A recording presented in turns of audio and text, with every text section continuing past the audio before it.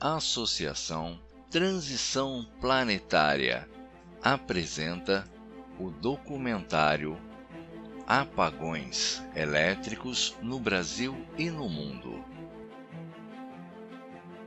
Somos bombardeados por raios cósmicos e o Brasil ainda possui a anomalia do Atlântico Sul, nos deixando muitos mais expostos. Todas as regiões do país tiveram problemas hoje com fornecimento de energia. A situação foi pior no norte e no nordeste, onde estados inteiros ficaram sem luz. Foi um apagão. De acordo com o operador nacional do sistema elétrico, às 3h48 da tarde, houve o que os técnicos classificaram de perturbação no sistema interligado nacional. Observem, perturbação no Sistema Interligado Nacional, mas não é explicado o que causou esta perturbação tão forte que atingiu quase todo o país. Isso provocou o desligamento de cerca de 18 mil megawatts, o que derrubou o fornecimento de energia, principalmente nas regiões Norte e Nordeste. O apagão atingiu cidades de todos os 9 estados do Nordeste e também cidades de 5 estados do Norte. Houve registro de falta de luz ainda em algumas cidades do Rio de Janeiro, Minas Gerais, São Paulo, Santa Catarina, Goiás, Mato Grosso e no Distrito Federal. No Paraná houve variação de energia. Só não houve problemas no Acre, Roraima, Mato Grosso do Sul, Espírito Santo e Rio Grande do Sul. Agora à noite, o ministro de Minas e Energia falou sobre o apagão. Na tomada de carga do primeiro bipolo de Belo Monte, onde vinha operando com 2.000 megas, subindo para 4.000 megas, essa linha saiu. Ao sair do sistema, ela tirou 22% da carga do sistema naquele momento. E isso gerou todo este blackout. O que causou, ou o que levou essa linha a sair do sistema, o ONS vai, muito em breve, a gente espera poder explicar à população. Quer dizer, eles não sabem. Eles querem que você acredite que apenas uma usina em Belo Monte foi responsável por derrubar quase todo o sistema elétrico do Brasil. O consórcio Norte Energia, que é responsável por Belo Monte, declarou que o apagão não foi originado pela usina. O diretor-geral do ONS, Luiz Eduardo Barata Ferreira, disse que uma falha na subestação do Xingu, no Pará, provocou a falta de energia. Ele também disse que 40% da região Nordeste ainda estão sem luz. No final, ele contradiz o que foi falado pelo ministro. Fomos avisados que isso iria acontecer. Ordem Executiva Presidencial. Coordenação de esforços para preparar a nação para eventos de clima espacial.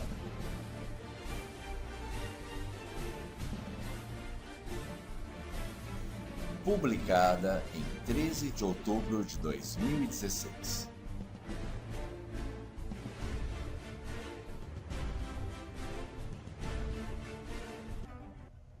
Ordem Executiva. Coordenação de esforços para preparar a nação para eventos meteorológicos espaciais. Pela autoridade em mim investida como presidente, pela Constituição e as leis dos Estados Unidos da América, a preparar a nação para eventos meteorológicos espaciais, fica ordenado da seguinte forma. Política. Eventos espaciais climáticos, na forma de erupções, partículas solares energéticas e perturbações geomagnéticas, ocorrem regularmente e alguns com efeitos consideráveis na infraestrutura crítica de sistemas e demais tecnologias, tais como Sistema de Posicionamento Global, GPS, operação de satélites e de comunicação, aviação ou rede elétrica. Eventos espaciais extremos que possam degradar significativamente e criticamente a infraestrutura. Podem desativar grandes segmentos da rede de energia elétrica, resultando assim em uma cascata de falhas que afetariam os serviços tais como abastecimento de água, saúde e transporte. O clima espacial tem o poder de afetar e prejudicar a saúde e segurança por todos os continentes simultaneamente. A preparação com sucesso para eventos de clima espacial é um esforço de toda a nação que exige parcerias entre os governos, gestores de emergência, as universidades, os meios de comunicação, as defesas civis sem fins lucrativos e o setor privado. Agora, através do Instituto de Engenheiros Eletricistas Elétricos, um novo olhar sobre a segurança de sistemas elétricos. Este é um trabalho feito por engenheiros elétricos que estão mostrando para nós que as interferências solares ou vindas do espaço causam uma série de problemas para a Terra. Todos os materiais estão disponíveis no link abaixo. Seguindo como referência esse material feito, vamos citar algumas referências. Primeiro, a anomalia magnética do Atlântico Sul. Em toda a América do Sul, nosso campo de força é muito mais fraco. Consequentemente, recebemos os raios cósmicos com muito mais intensidade. Temos o solo mais forte do mundo, mas temos também a atmosfera mais frágil. Para tentar entender cada vez mais, com exatidão, tudo o que está ocorrendo, vamos vir exatamente nessa parte que diz o seguinte: evidência geomagnética. Nesse gráfico desse estudo que foi realizado, foi mostrado o seguinte: a tempestade solar do dia 29/11, fruto desse estudo, estava extremamente baixa, mas recebemos picos extremamente elevados, provando que pulsos eletromagnéticos que nós sabemos que é do nosso agente transformador atingiu a Terra, causando uma série de apagões. Observem que nesse gráfico está mostrando que não havia atividades solares e nesses 2 dias houve falhas no sistema elétrico devido a interferências magnéticas. Esse é um estudo extremamente interessante para dar uma visão real do quanto somos frágeis. Citando a parte de conclusões, este artigo discute a ocorrência de correntes eletromagneticamente induzidas, SICs, na América do Sul e suas consequências. Mostra, ao contrário do que nos era ensinado, grande parte do território brasileiro, assim como da América do Sul, está sob a influência da anomalia magnética do Atlântico Sul e as perturbações causadas pelas SICs podem ser vistas como uma realidade concreta. Blackouts e equipamentos danificados sem explicação aparente, assim como a ocorrência simultânea e improvável de diversas perturbações que se julgavam independentes, podem ter causa primária no trabalho do campo geomagnético. Então, o que ocorre, meus amigos? Vamos salientar que a internet tem falhado muito. Estamos tendo muitas dificuldades quando se trata da questão de falar tanto no telefone quanto pelo WhatsApp e outras formas de comunicação mais rápidas, que dependem de um fluxo maior de dados. E muitas vezes o sinal de TV a cabo também tem caído muito. Nós estamos sofrendo as interferências do nosso agente transformador. Mas tudo será escondido de nós. Esta é a verdade sobre o que aconteceu no apagão. E aguardem, pois fatos como esses irão se repetir muito em breve, de forma que nós nem estaremos preparados para aguentar as consequências. Preparem-se, estoquem alimentos, procurem sempre manter os carros abastecidos em pelo menos meio tanque. Isso trará uma certa tranquilidade diante de todos os fatos que irão se agravar gradativamente. Vamos estar preparados para o pior, aguardando o melhor. As tempestades magnéticas são as forças mais poderosas em nosso sistema solar. E elas foram quase completamente desconsideradas pela ciência.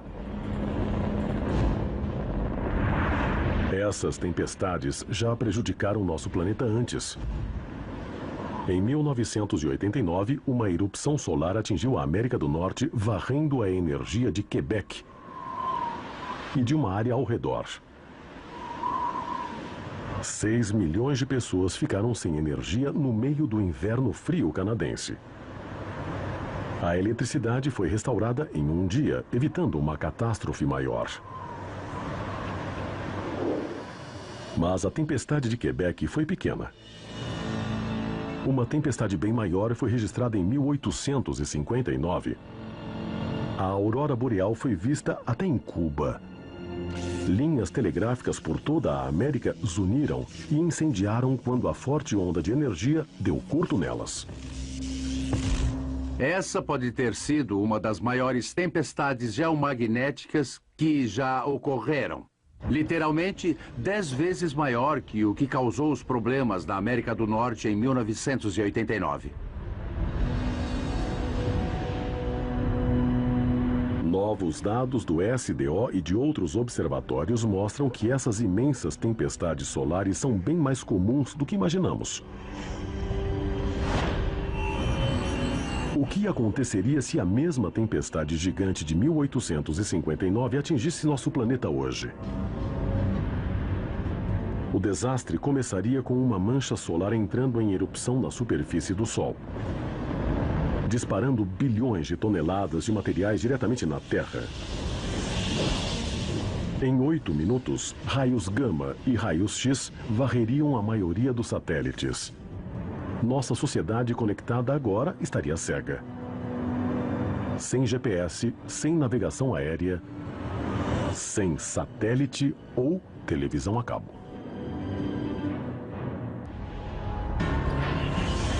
De 8 a 16 horas, a grande massa de material solar ejetada atingiria a magnetosfera da Terra, a tomaria e explodiria na face do planeta. A infraestrutura vai começar a ver as correntes criadas fluindo por grandes linhas de força. Isso vai fazer com que os transformadores de energia explodam por todo o país. Quando os transformadores enguiçam, cada equipamento elétrico na América enguiça com eles. É uma infraestrutura crítica. Provavelmente a infraestrutura de base. Se você tirar o suprimento elétrico, praticamente todas as outras infraestruturas vão falhar imediatamente ou em alguns dias. De onde vai sair a água potável? Ela precisa de eletricidade em vários casos para ser bombeada. Então você não vai ter água para beber. Não vai ter luzes, a não ser que tenha seu próprio gerador. E quando o gerador ficar sem combustível, bom, se você correr para o posto de gasolina para pegar mais combustível para o gerador, não vai haver eletricidade para acionar as bombas. A eletricidade não vai voltar porque os transformadores vão estar muito destruídos para serem consertados. Eles terão que ser completamente substituídos, e isso não é tão simples. É preciso ao menos 6 meses para se construir um único transformador do zero. Isso significa nada de eletricidade, nem de água, nem de combustível, nem de bancos, por 6 meses nas cidades maiores. As pequenas cidades vão demorar ainda mais. A reconstrução de toda a rede pode levar mais de uma década. O custo do reparo é enorme. O custo em vidas humanas é perturbador. Literalmente não há como sustentarmos uma população de 300 milhões nesse país com um colapso nessa escala.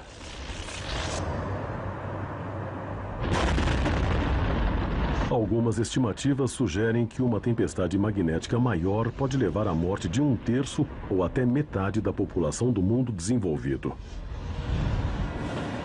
São 100 milhões de mortes nos Estados Unidos, 250 milhões na Europa, 1 bilhão de vidas perdidas na Ásia pelo poder de uma tempestade magnética. Até agora, esse tipo de desastre tem sido incompreensível. Algo pode ser feito para evitar esse tipo de destruição? Especialistas estão tentando se preparar para isso agora com melhor observação da superfície magnética explosiva do Sol e também projetando escudos para cabos e criando escudos de ondas para transformadores. Agora temos que pensar em maneiras de adaptar projetos de mudanças dessas redes. Ainda estamos no início das tentativas de entender como fortalecer as infraestruturas contra isso.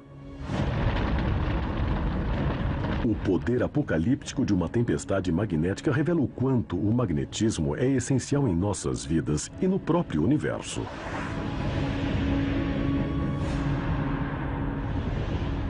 O eletromagnetismo é a coisa mais importante que você pode ver durante nossas vidas diárias.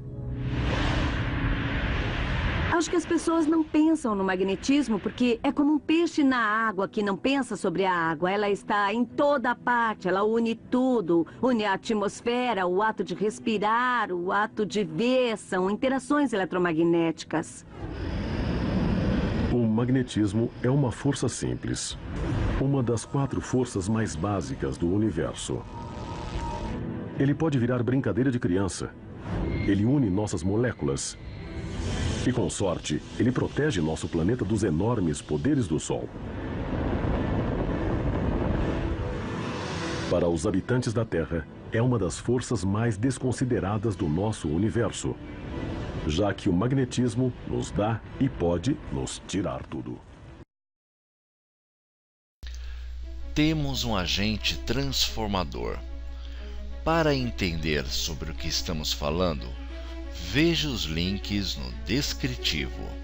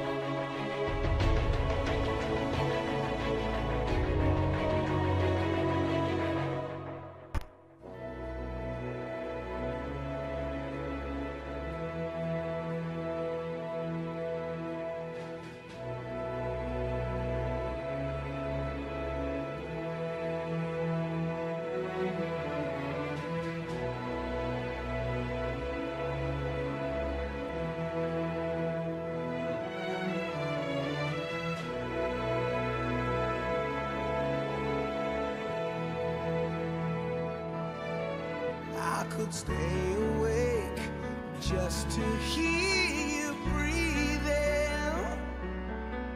Watch you smile while you are sleeping, while you're far away and dreaming. I could spend my life in this sweet surrender.